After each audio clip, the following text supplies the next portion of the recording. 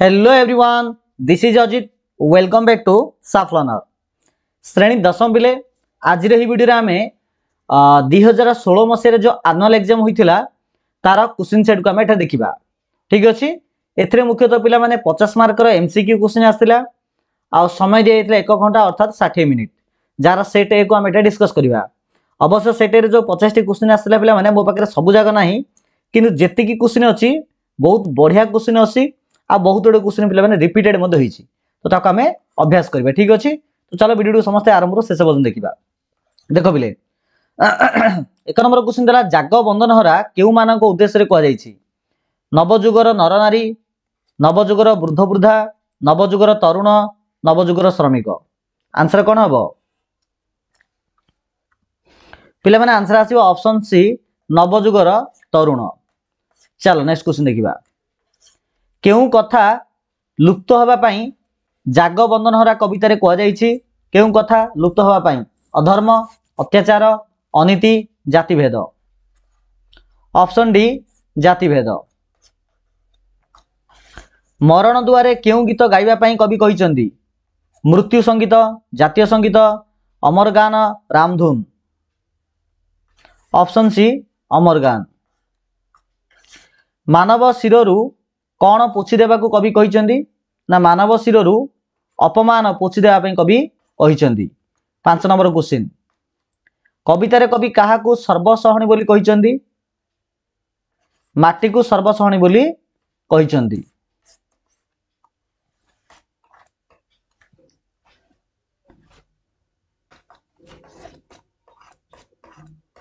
6 number question देखो।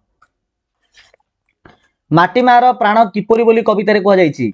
कौन पत्र परी, झरणार जल परी, फल भरा वृक्ष परी, ना निर्मल आकाश परी। ऑप्शन ए कौन पत्र परी। भारत मातांकर नाम किपरि रखिबा कवि कहिसंती? पाद धूली मुंडरे बोली परी रखिबा कहिसंती। 8 नंबर क्वेश्चन जगतर मंगल पाई माटी मार केउ गुण को कवि मागिछंती? जगतर मंगल पाई माटी मार केउ गुण को मागिछंती? धैर्य को मागिछंती, धैर्य रूपक शक्ति को। पठित गल्प रे बट वृक्ष को कहार प्रतीक भाव में दर्शाଯାଇଛି? जननीर प्रतीक भाव में दर्शाଯାଇଛି। गल्प रे वर्णित मधु तियाड़ी किए? मधु तियाड़ी किए? मधु तियाड़ी होची मंदिरर पूजक। विश्वकर्मा काहाकू कुमार बोली संबोधन करिसंती? कार्तिकेय को। चकाडोला हे तुमरी इच्छा पूर्ण हो एक कथा किए कहिसंती? एक कथा आगंतुक कहिसंती, आगंतुक। धर्मा कौन देखाई विशु महाराणा को पुत्रर परिचय देइथिला? बाड़ीर कोली आ मुदी देखाई निजर परिचय देइथिला धर्मा। नरेन को की निर्देश दे श्री रामकृष्ण विदाय नेले? पिला माने एटा वेरी वेरी इंपोर्टेंट क्वेश्चन।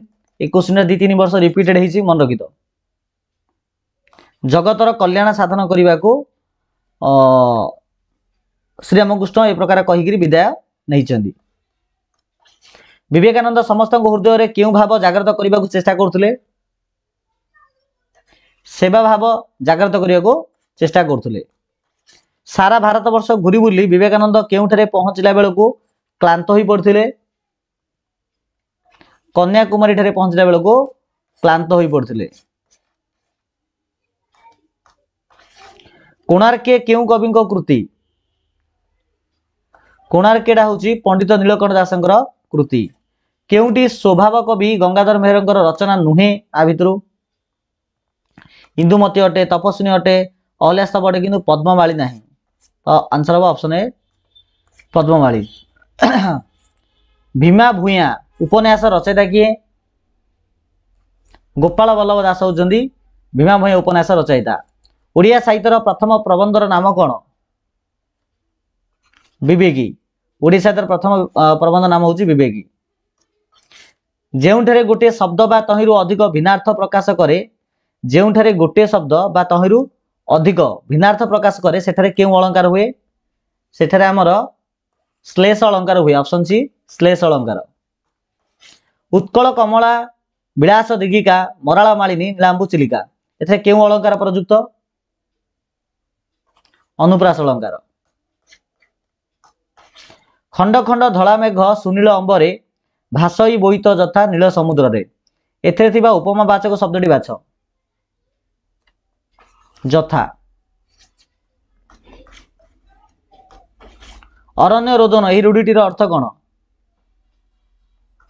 वृथा प्रार्थना। अदा बेपारी जहाज मूल एही लोकबाणटीर अर्थ कौन? अनधिकार चर्चा। नटबाणी छंदरे गोटे पादरे केतोटी अक्षर थाए? नटबाणी छंदरे गोटे पादरे केतोटी अक्षर थाए? 12टी। रामकेरी छंदरे केतोटी पाद थाए? 2टी।